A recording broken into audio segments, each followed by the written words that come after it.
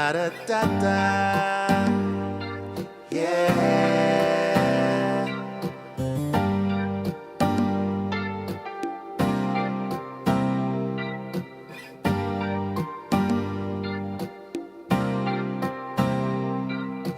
Trying to do the right thing, but it's hard sometimes. Been looking for a better way, so hard to find. Waking up is such a chore, feel like I don't want to do it anymore. Hey you guys, it's time to get into my special interview with my special guest on today. We're going to have a pretty open conversation about this domestic violence thing because with COVID and the pandemic going on, a lot of women, and domestic violence isn't just about women, because I hate to leave the men out. Yes. People always say, why are you leaving the men out? A lot of women, I'm just going to say, and men who are going through this are now in a household stuck with this person, and the domestic violence rate is going up. So my guest today is here to help you, here to be a support for you, and here to tell her story to encourage you that you can get out too. So we're going to get into the introduction of her first. Miss Albertina Leonard, also known as Tina, was born to the late Cora and Albert Grimes Jr. She is a woman born to motivate others, definitely. Though she comes from a humble beginning, she has worked hard to achieve all her success. She faced many adversities growing up in Washington, D.C., and decided to make a difference by helping teens and women who have been through the same, if not worse, hardships. She has worked in the construction field as an accountant for over 20 years. She runs a successful consulting business and is the founder of the Tina Leonard Foundation Incorporated, which is an advocate for domestic violence, teen pregnancy, obesity awareness, bullying, and mentoring. Her mission is to heal through awareness. She is also a domestic violence survivor. She is an advocate to help end domestic violence, sexual assault, and child abuse.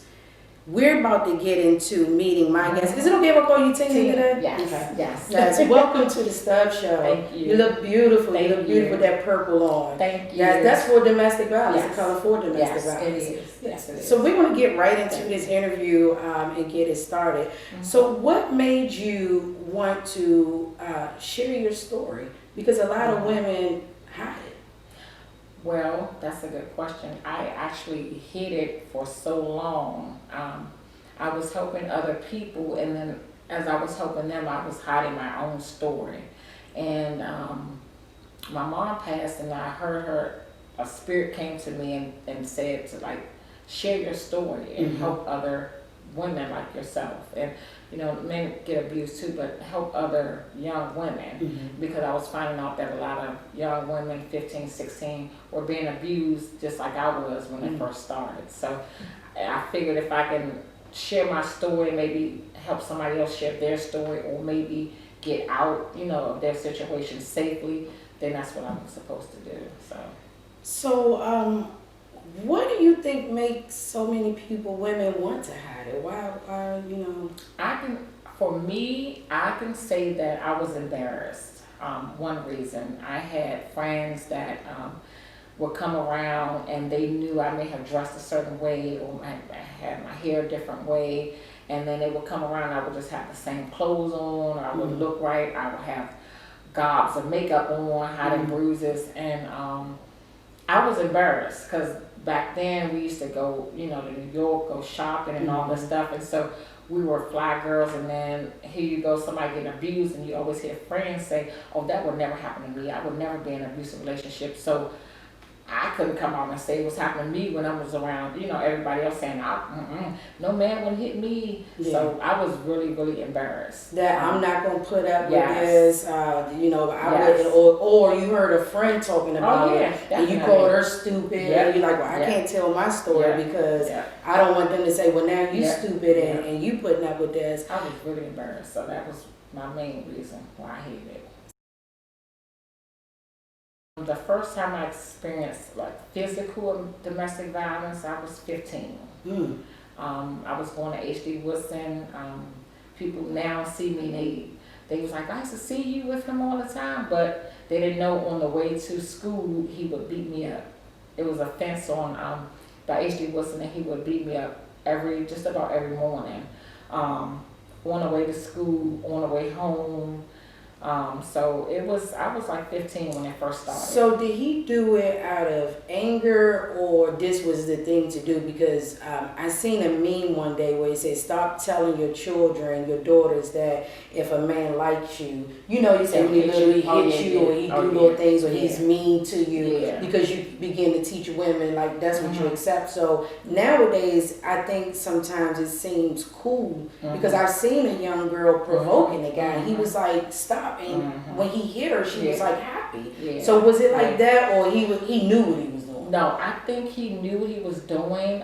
It was a thing where he would say, I seen you look at somebody, or I seen you look over there at him, and you must like him. And I was like, I didn't look at anybody. So he would just hit me.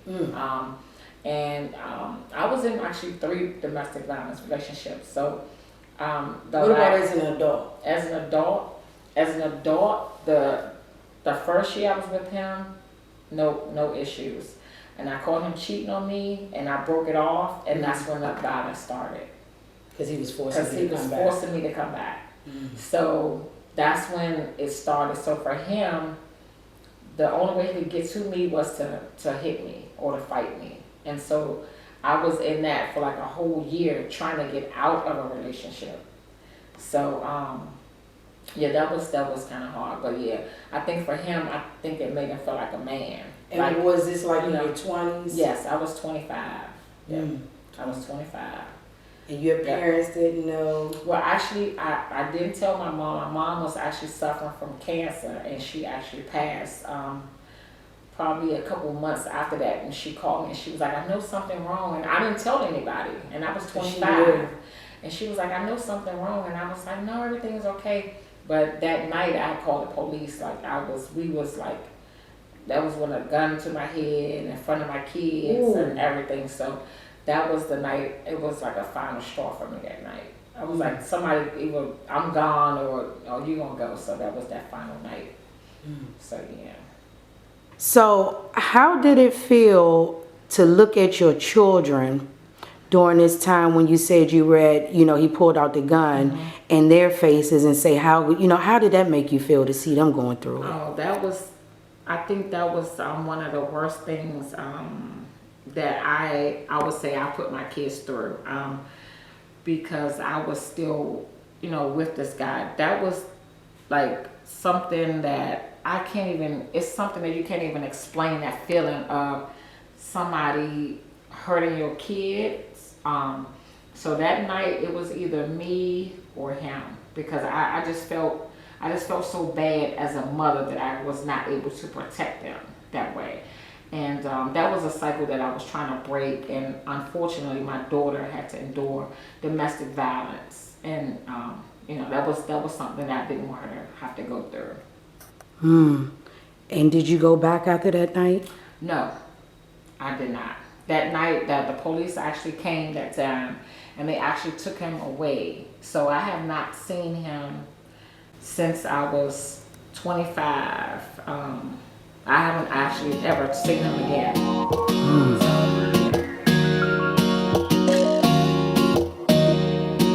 It's the B to the M, the I, the L, the L, the S. How you feel? It's Big Mills, the real deal. Hey, what the hell are you waiting for? What you waiting for? You got to play the game to win. Prepare and make your moves when no one's watching. Then strike when the moment's right. They'll never see it coming. And we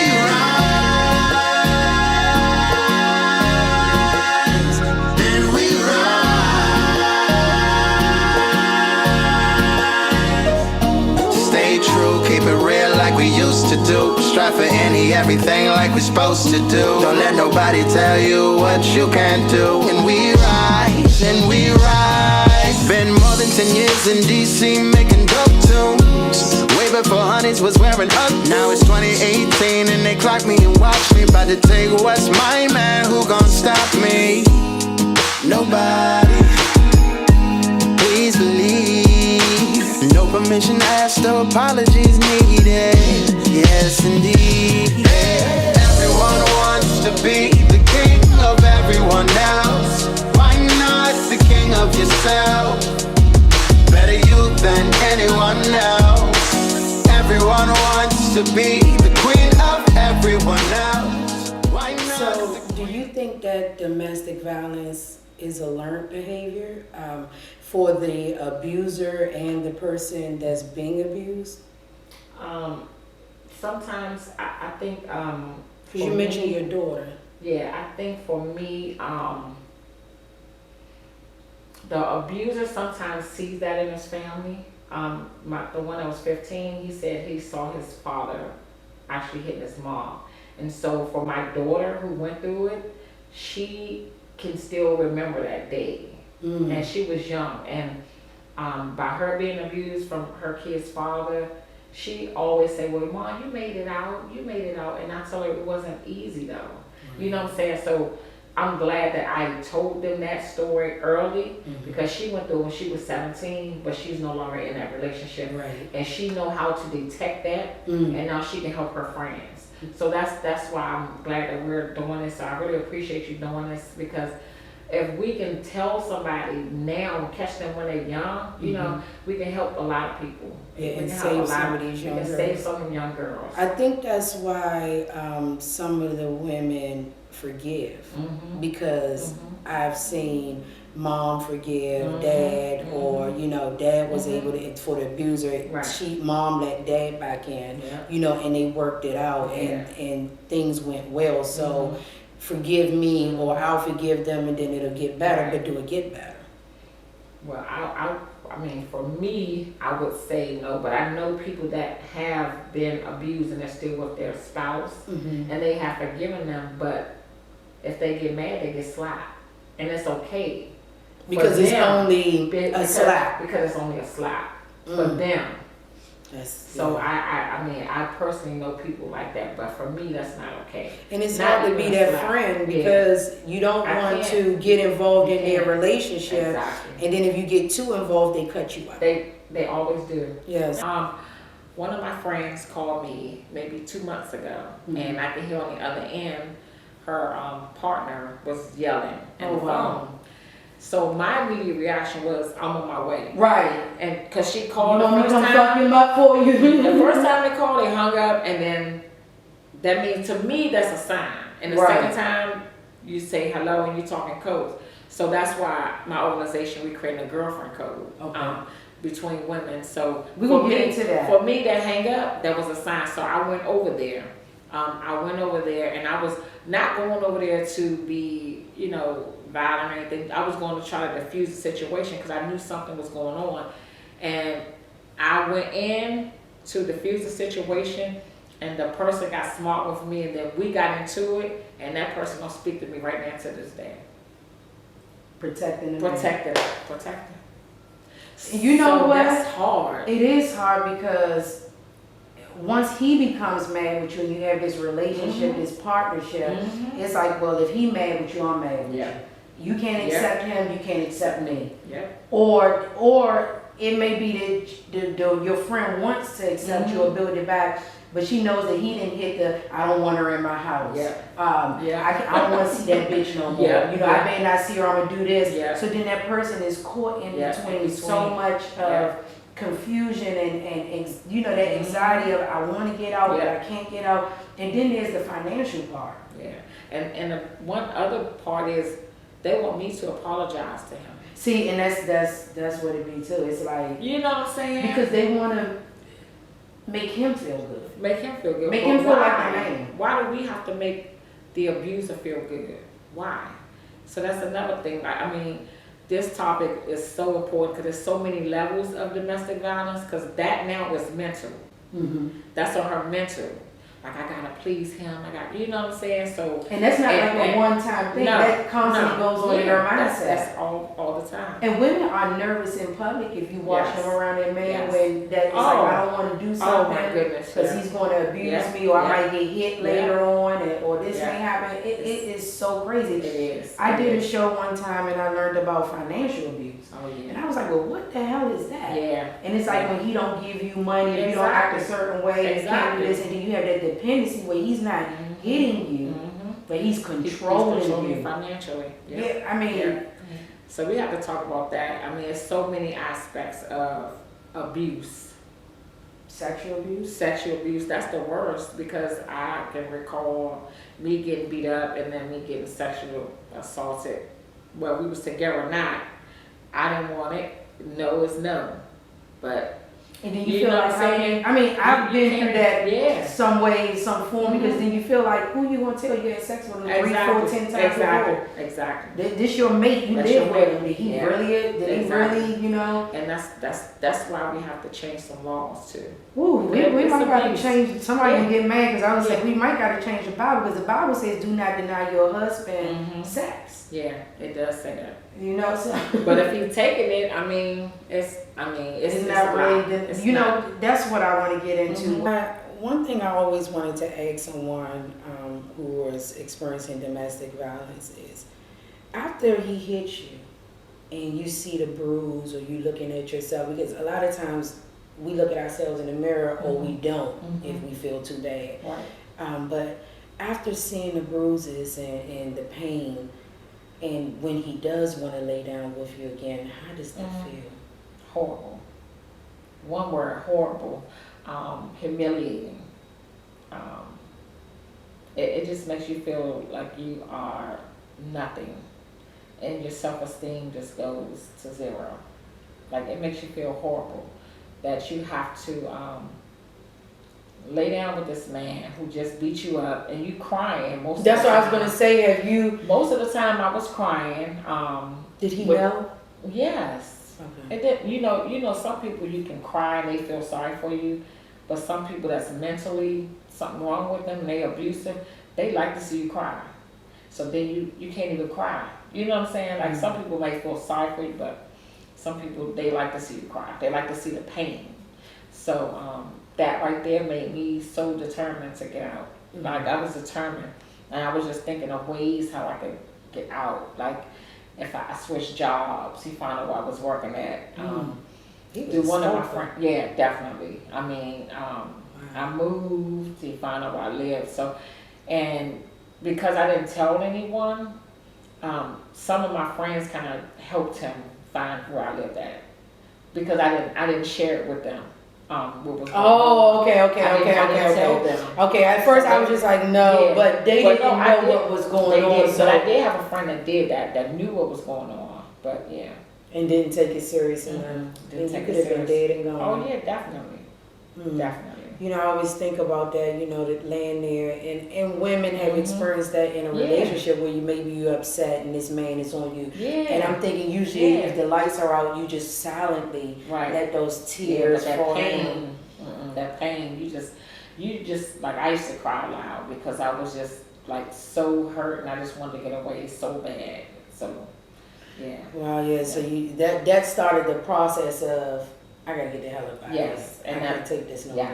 Yes. You know, myself. We're about to get into, this is part 1 of her book, My Smile Was My Cover-Up. This was the beginning of the coming out and telling the story. Now she has her cover-up again. Part 2 is coming out. When will that be? Probably in the next month. I'll say December. Around Christmas time. Yes. Okay, so we're gonna get into, in this next segment, let's get into the coming out part. Okay. Let's help women learn, first of all, the signs that they need to look for, coming out, and how they can connect with the Tina Grimesville Foundation to get the support that they need. Okay. Yeah, I thank you for telling this story, because so many women just don't want to tell it. They don't. Like you said, and I understand. I do understand. But they need someone. And if I keep talking, somebody gonna catch on. Somebody gonna feel it like, well, maybe if she can do it, then I can tell my story too. They won't feel so embarrassed because I don't want anyone to feel sorry for me. I want them to get strength from me. Yes. You know what I'm saying? To pull it through. If you can strength do from me. it, Yeah, I can do it. You can do it. And come out strong before it's too late. And we can help others. Yeah. Definitely. One more thing because it's on my mind. Some women are watching this, at least one or two, and they saying, "Yeah, I hear her story, and it sounds like mine, but I can change them." Not gonna happen. You can't change them. They have to change. A man have to want to change, or a female have to want to change. You can't. Does change he change by no help? Like he didn't do this for 3 months, and he didn't do this for 6 months, and he's not going to do it again, or should she see him getting help? She should definitely see him getting help because all he's waiting on is a trigger. A trigger can be anything. It can be you talking on your cell phone, him asking who it is. It can be you going to the grocery store and putting on some makeup. It can be you going to the store and putting on some perfume. Anything is a trigger for an abuser. Because it goes from abuse to now he might just exactly. He might just hit you. So no, you can't. I would tell anybody you can't change him. He has to want to change. If you decide to stay with him, then you go to counseling with him. But he has to want to change. You can't change him. We have to work on ourselves. And once we work on ourselves, then he will have to either go or change himself. And see, that's the thing. Can you really work on yourself in the same place with him? You have to. At some point in time, after being abused, I used to fight back. So it's like two boys fight back, and then at some point in time, mentally, I just zoned out. I was like, I'm gonna get out of this. So mentally, if I'm in a relationship and he's hitting me or something like that, mentally I'm like, I'm gonna get out and I'm gonna do something. I'm gonna get out. So you can kind of work on yourself while you're in it. It may be hard, but you can work on it and say, okay, what can I do differently? Because you can you kind of know, like I would know the signs. If I say I'm going to the store, I would reverse psychology on him. Mm-hmm. I'm not going to I would say, oh, I love you. Ain't nobody else. So in that situation, you got to reverse psychology. If you can use that, then you do that. You said fighting back. Oh, I used to fight back. Was that from day one? From day one. I'm from D.C., Crayshurst. I used to fight back. So did that make it okay then? That didn't make it okay. Like that like he hit me but I hit him back, so? No, it didn't, because at some point, me hitting him back made him madder. Mm-hmm. So then again, in that moment, I would just be like, okay, you go ahead. You can hit me. I mean, just because some people say, well, I'm hit back, and it's mental with an abuser. Like if you get here, then you can kind of like deal with it differently. So one time I came home and I took a shower, and we had to fight in the shower. So then I got to the point I'm just gonna let you go ahead. And so him hitting me, he wasn't used to that. He wanted me to fight him back, and I didn't do that. Right. You know what I'm saying? Because he wanted to hit me harder. So I just took it. And that probably make the abuser feel better. Like, oh, they hit me, so now I'm gonna do this to you. So girl, in the shower. It just depends on, like I said, in the shower. It just depends on the situation. You just have to. Get your ass out of this situation. You have to get out of it. I mean, helping him, no, help yourself and let him help himself. Wow. You know what I'm saying? Wow.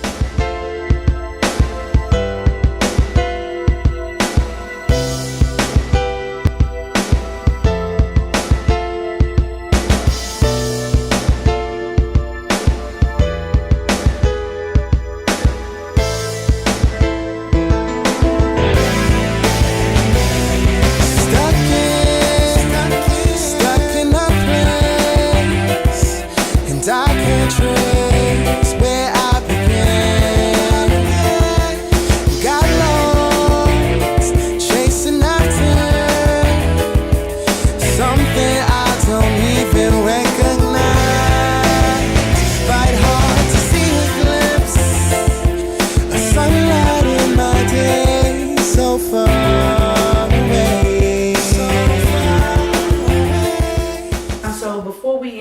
interview. You guys make sure you guys check out her book. My Smile was my cover up. This is again in December. Yep. This is December. This one is already out. And you guys can go to her website. Yeah, right? they can go they can Google it. Okay, Yep, they and go you to can- Amazon and get your copy Yes. and get your book and show Yes. some support. But before we end, I would like to ask you, what are maybe 3 signs that a woman should look out for or pay attention to kind of tell that this guy may have a hint or a pinch of abuse and been abuser in him? One sign is he will isolate you from your family and friends. Well, that's 2, but he will isolate you. He wouldn't want you to go anywhere. He wants you to stay with him all the time. Another sign is if you put on too much makeup, you change your clothes. If you go get a new outfit, he think you're buying it for another person. So that jealousy will kick in. And then another sign is he will just get angry for no reason. It don't even have to be anything because the weather change. His whole personality will change. And once you see that, you can kind of know something's not right. If he was nice for 6 months and then now all of a sudden he's mean. He's mean. You done burnt the toast, now he want to fight. Over some toast. So and it starts with maybe raising his voice. Just that anger, that veins in his neck. Because you see, I've seen men yelling. You look in the veins coming out, and their eyes popping. And you like, what the hell did I do? And those are signs, early signs, to go ahead and what, do you just leave or you just start paying attention? You gotta pay attention. You gotta pay attention because anything can be a trigger for someone like that. So you just really, really have to pay attention. And I know we might say we don't see the signs. Sometimes you don't, but a lot of times we ignore them. We ignore them. That's what I'm saying. We ignore them. But if somebody slap you and then hug you and say I love you, it's time to go. Something crazy. Yeah, he's crazy. Yeah, excuse me for saying that word, but it is what it is. Him or whoever it is, they're crazy. You need to start getting yourself out of that. Get prepared to get out of it. Because you can't change them. No. I've heard too many women say, I'm going to work with him, or you think, shout out to Cassandra Morgan, who did another show, and she said a lot of women want the God syndrome.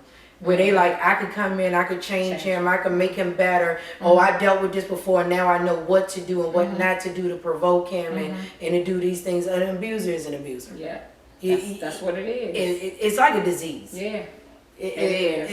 It's a mental issue, and you can't fix it.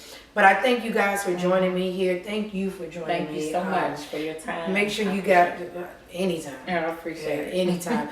Your show. Oh, it's coming on tonight. Every Friday, right? Every Friday on Zoom. And you can find the information on Instagram, all the Tina Grimes, or either Facebook, all the Tina. And it's at 7 o'clock. Talking about abuse. Talk with Tina. And if you got a question, email her. If you got something you want to talk about anonymously and you don't want your name out there, you can email her. Bring her out to your panel discussions. If you need a speaker on domestic violence, she would be great with that. And her spirit is so warming and open so that the women will want to come in. They will want to talk with you. That's why you because you got to take on so much. And you got to come in with that spirit so women know. Come in. Me, I just come in the door. Boom, here I am. Stubbs is in the building. What we gonna do? How we gonna do it? Let's get it done. But thank you guys for joining me. Remember, I'm on Instagram at _Stubbs_show. Also log on to the website to find out everything else. That's www.shadanastubbs.life. And folks, hit subscribe on YouTube. Please hit the button, The Leap of Faith Network. That's where you see more interviews like this. And make sure you share this interview. Put it on your website, whatever you need to do, and invite me out to talk to you about your story. That's what the Stubbs Show is all about. We're getting ready to go, you guys. I hope you enjoyed it, and I'll see you for the next episode. We're out.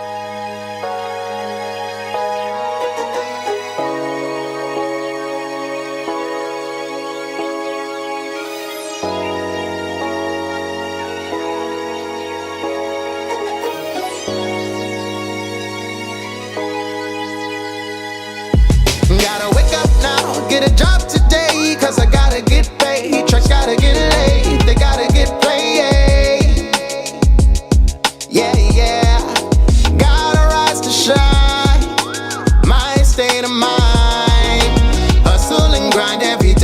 same. These are a few of my favorite things. Upgraded the whip, barely could cop that shit, but I still